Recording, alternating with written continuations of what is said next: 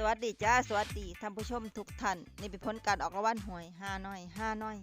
พิเศษประจำวันที่14มิถุนายน2569รางวัลเลข2ตัวล่างเลขที่ออก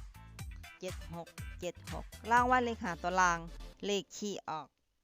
42776 42776รางวัลเลข2ตัวบนเลขที่ออก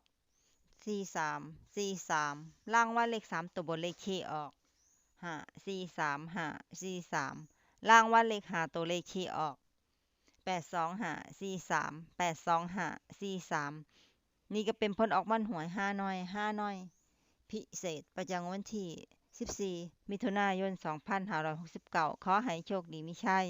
ถูกหวย5 น้อยพิเศษได้รับเงินกันทุกคนด้วยจ้าฝากไว้ด้วยจ้ะซับสไครบ์กดติดตามและเป็นกำลังใจขอขอบคุณทุกท่านที่เข้ามารับชมและรับฟังแล้วมาพบกันใหม่ในผลการออกหวย5 น้อยในเวลา 18:30 น.ใน5 น้อยปกติสำหรับครั้งนี้ขอบคุณและสวัสดีจ้า